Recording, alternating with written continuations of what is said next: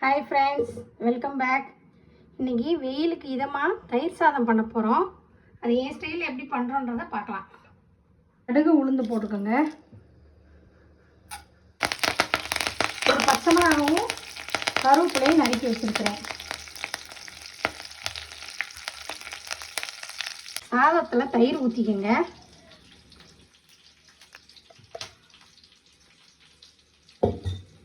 தயிர் கொஞ்சமாக ஊற்றிட்டு பால் தான் நிறையா ஊற்றணும்.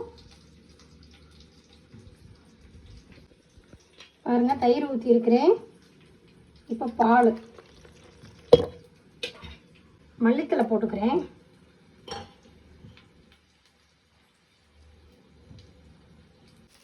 இப்போ தாளிச்சதை நான் இதில் கொட்டிக்கிட்டேன்.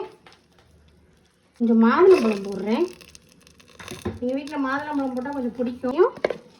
நல்லா மிக்ஸ் பண்ணிக்கோங்க. சாதம் குழைவாக ஆக்கிக்கோங்க, அப்போ தான் நல்லாயிருக்கும் தயிர் சாதம். பெஸ்ட்டு காம்பினேஷன் உங்களுக்கு என்னன்னு தெரியும். சைட் டிஷ் வந்து பொட்டேட்டோ. அது எப்படி பண்ணலான்னு பார்க்கலாம். இப்போது பொட்டேட்டோ வந்து வேக வச்சு கட் பண்ணி வச்சுருக்கிறேன்.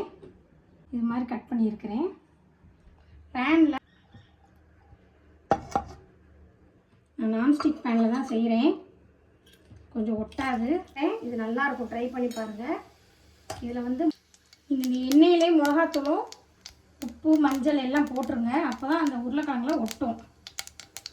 மிளகாத்தூள் போட்டிருக்கேன். அடுப்பு சிம்மில் வச்சுக்கோங்க, இல்லைன்னா கருகிரும். தேவையான உப்பு, மஞ்சத்தூள்,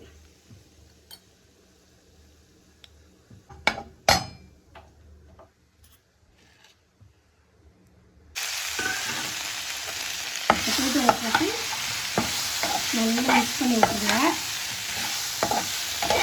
எண்ணெயில் மிளகா பொடி போடுறதுனால பொட்டேட்டோ வந்து நல்லா ஒட்டிக்கணும்.